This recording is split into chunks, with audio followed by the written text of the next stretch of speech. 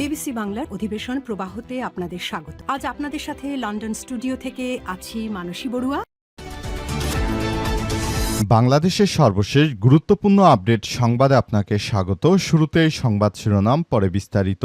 প্রথমেই জানাবো আমাদের হাতে থাকা সর্বশেষ গুরুত্বপূর্ণ সবথেকে তাজা আপডেট সংবাদ আপনাদের জানিয়ে দিব। গুলিবিদ্ধ যুবককে ঢাকায় নেয়ার পথে আবারও অ্যাম্বুলেন্সে ভয়াবহ গুলি। খুলনায় রাজু হালদার ৩৮ নামের এক যুবককে লক্ষ্য করে হামলা চালিয়েছে দুর্বৃত্তরা এবং তাকে গুলি করে ঝাঁঝরা করে দেওয়া হয়েছে। এই ঘটনায় খুলনা মেডিকেল কলেজ হাসপাতাল থেকে তাকে ঢাকা মেডিকেল কলেজ হাসপাতালে নেয়ার পথে আবারও নতুন করে অ্যাম্বুলেন্সে গুলি চালিয়েছে দুর্বৃত্তরা। এই ঘটনায় অ্যাম্বুলেন্সের চালক কৌশলে সেখান থেকে অ্যাম্বুলেন্সকে কোনোমতে রক্ষা করে তারপর ঢাকায় নিয়ে গেছে। ওই এলাকায় পরিস্থিতি থমথমে অবস্থা বিরাজ করছে। অনেকেই বলাবলি করছে যে বিএনপি ক্ষমতায় আসার পরই সারা দেশ জুড়ে এমন নৈরাজ্যকর পরিস্থিতির সৃষ্টি হয়। বিশেষ করে বিএনপি সরকার বারবার ব্যর্থতার প্রমাণ দিয়েছে। এজন্য সারা দেশ জুড়ে আবারও অস্থিতিশীল পরিস্থিতির সৃষ্টি হয়েছে। এরপর জানাবো ৬০ লাখ টাকার চোরাই কাপড় সহ বিএনপির স্বেচ্ছাসেবক দলের নেতা গ্রেপ্তার। নোয়াখালী হাতিয়া ও সুবর্ণচর থেকে বিপুল পরিমাণ চোরাই কাপড় জব্দ করেছে চট্টগ্রাম মহানগর গোয়েন্দা পুলিশ ডিবি। এই ঘটনায় চরবাটা ইউনিয়ন স্বেচ্ছাসেবক দলের সাবেক যুগ্ম আহ্বায়ক আবুল বাশারকে গ্রেপ্তার করা হয়েছে। এদিকে বিশেষ ট্রাইব্যুনালে শাপলা খুনিদের বিচারে দাবি হেফাজতের। শাপলা চত্বরে সংগঠিত গণহত্যা দ্রুত বিচার, আলেমদের বিরুদ্ধে দায়েরকৃত মিথ্যা মামলা প্রত্যাহার এবং ১৩ দফা বাস্তবায়নের দাবিতে বিক্ষোভ সমাবেশ ও মিছিল করেছে হেফাজতে ইসলাম। ঢাকা জেলা উত্তরাজ সাভারের হেমায়েতপুরে ঢাকা আরিচা মহাসড়কে এই বিক্ষোভ অনুষ্ঠিত হয় বলে জানা গেছে। এবারে জানাবো মদনে সেই শিক্ষক গ্রেপ্তার, ডিএনএ টেস্টের মাধ্যমে প্রকৃত আসামি নির্ধারণের দাবি। নেত্রকোনার মদনে আলোচিত ধর্ষণ মামলার আসামি সেই মাদ্রাসা শিক্ষক আমানুল্লাহ সাগরকে গ্রেপ্তার করেছে র্যাব। আজ ময়মনসিংহ গৌরীপুর থেকে র্যাবের একটি দল তাকে গ্রেপ্তার করে। আমানুল্লাহ সাগর উপজেলার কাইটাইল ইউনিয়নের পাঁচহাট গ্রামের বাসিন্দা এবং ওই গ্রামের একটি মহিলা মাদ্রাসার পরিচালক বলে জানা গেছে। এদিকে প্রবাসী শক্তি বাড়াতে এবার গ্লোবাল ডায়াসপোরা সেল গঠন করল এনসিপি নেতৃত্বে আলাউদ্দিন। প্রবাসী ও অভিবাসী বাংলাদেশের মাঝে জাতীয় নাগরিক পার্টি এনসিপির সাংগঠনিক ভিত্তি মজবুত করতে গ্লোবাল ডায়াসপোরা সেল গঠন করেছে দলটি। আজ সংবাদ মাধ্যমে পাঠানো এক বিজ্ঞপ্তিতে এনসিপির আহ্বায়ক নাহিদ ইসলাম ও সদস্য সচিব আক্তার হোসেনের নির্দেশক্রমে এই সেল গঠন করার কথা জানা গেছে। এবং সর্বশেষ জানাবো এনসিপিতে যোগ দিলেন নিজামীর পুত্র নাদিম।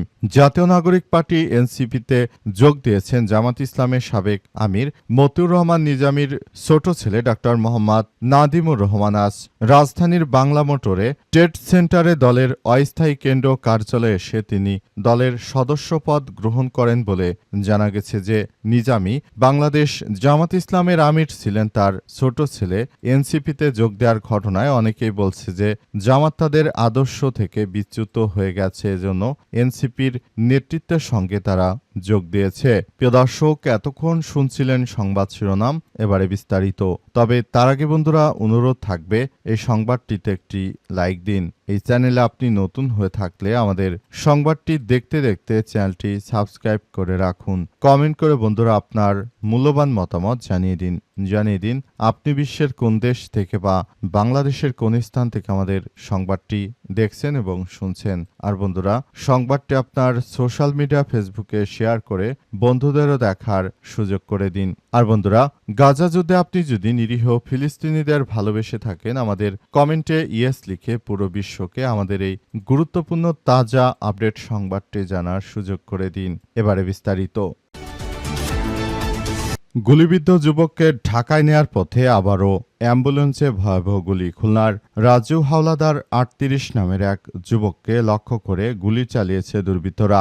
এতে একটি গুলি তার পেটের ভিতরে ঢুকে যায়। আজ নগরীর লবণচড়া এলাকা থানা এলাকায় কোবা মসজিদ সংলগ্ন এলাকায় ঘটনা ঘটে। তবে ঠিক কখন এবং কোথায় তাকে গুলি করা হয়েছে সে বিষয়ে এখন পর্যন্ত জানা যায়নি। গুলিবিদ্ধ অবস্থায় রাজুকে প্রথমে খুলনা মেডিকেল কলেজ হাসপাতালে নেওয়া হলে ঘটনাটি জানাজানি হয়। সেখানে তার অবস্থার অবনতি ভর্তি হলে উন্নত চিকিৎসার জন্য রাতেই ঢাকা মেডিকেল কলেজ হাসপাতালে পাঠানো হয়। এদিকে রাত 12:30টার দিকে রূপসা উপজেলার কুদির বটতলা এলাকায় পৌঁছালে আবারও দুর্বৃত্তরা অ্যাম্বুলেন্স লক্ষ্য করে গুলি চালায়। সময় অ্যাম্বুলেন্স চালক মোহাম্মদ ফারুক দ্রুত গাড়িটি কাটাখালী হাইওয়ে থানায় নিয়ে আশ্রয় নেয়। পরে হাইওয়ে পুলিশের সহায়তায় পুনরায় ঢাকার উদ্দেশ্যে যাত্রা শুরু হয়। অ্যাম্বুলেন্স চালক মোহাম্মদ ফারুক জানান, খুলনা মেডিকেল কলেজ হাসপাতাল থেকে ঢাকার উদ্দেশ্যে রওনা দেওয়ার পর কুদির বটতলা এলাকায় পৌঁছালে সন্ত্রাসীরা আবারও গুলি চালায়। গুলি গাড়িতে লাগায় তিনি দ্রুত থানায় আশ্রয় নিয়েছেন। কাটাখালী হাইওয়ে থানার ওসি মোহাম্মদ জাফর আহমেদ জানিয়েছেন যে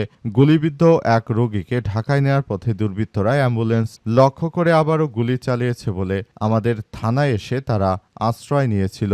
বর্তমান প্রেক্ষাপটে আসলে বলতে গেলে বর্তমান বিএনপি সরকার ক্ষমতা আসার পর থেকে সারা দেশে নৈরাজ্যকর পরিস্থিতি ও সহিংসতা আরও তীব্র বেগে বেড়ে গেছে। সারা দেশ জুড়ে এই সহিংসতার ঘটনাগুলো ঘটছে এবং সারা দেশ জুড়ে সবাই অসহায় অবস্থা হয়ে পড়েছে।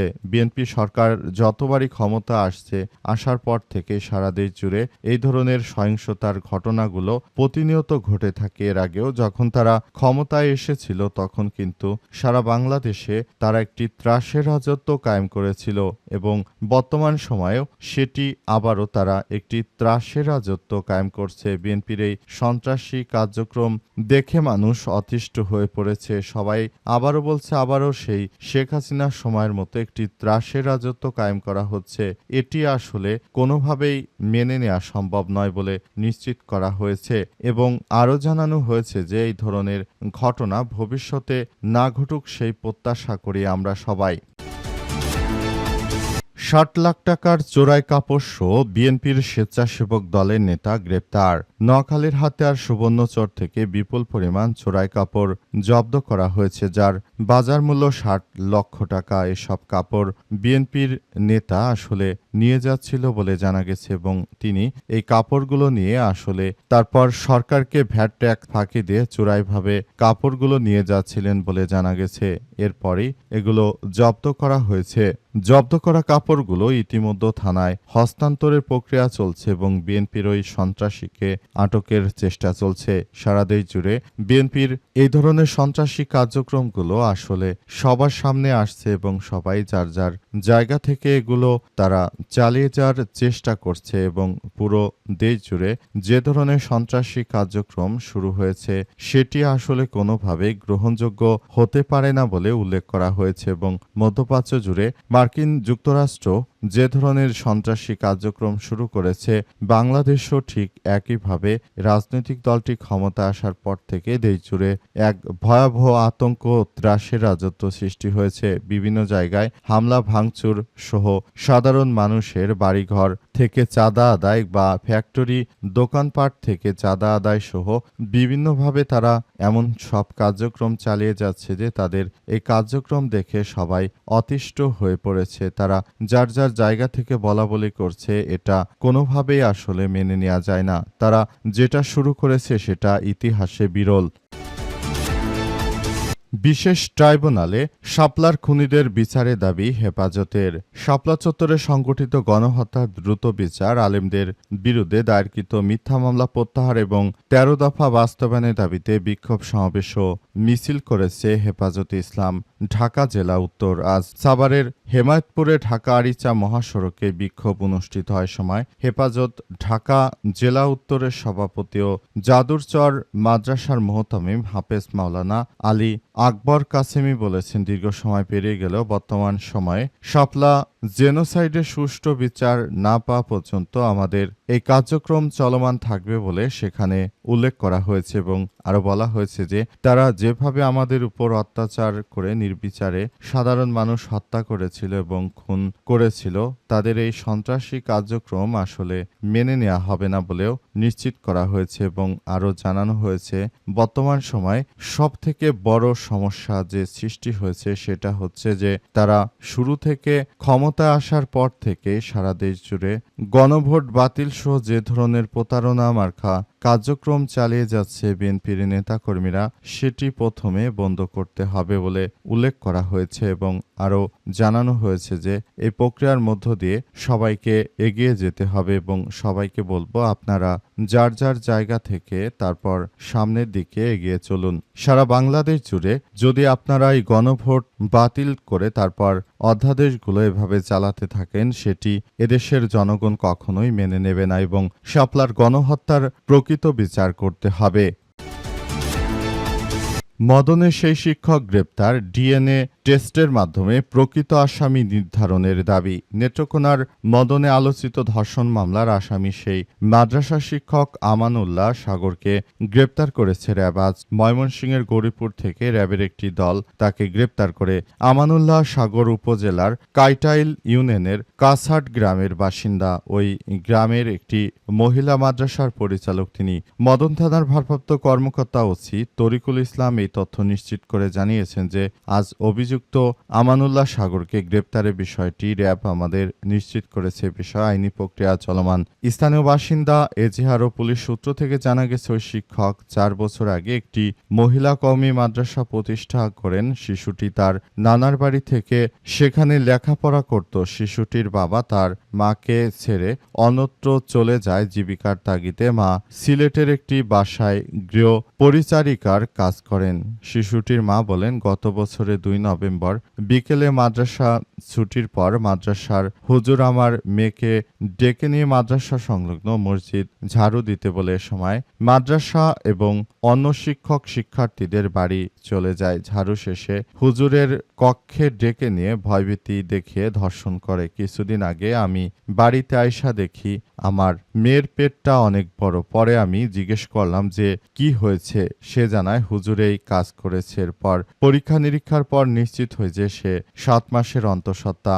আমি থানায় মামলা করছি। এই ঘটনার বিচার চাই। মামলার পর শিশুটিকে ডাক্তারি পরীক্ষা করার জন্য একটি ভিডিও সামাজিক যোগাযোগ মাধ্যমে ভাইরাল হয়। পরে বিষয়টি নিয়ে নানাবিধ আলাপ আলোচনার সৃষ্টি হয়েছে এবং বর্তমান পরিপ্রেক্ষিতে এটি আসলে কিভাবে এই কার্যক্রমটি বন্ধ করা যায় সেসব বিষয় নিয়ে সবাই অনেক বেশি হতচকিত হয়ে আছে যে এই ধরনের ঘটনাগুলো ঘটার পেছনে আসলে সবাই খুবই বড়ভাবে দায়ী হয়ে পড়েছে।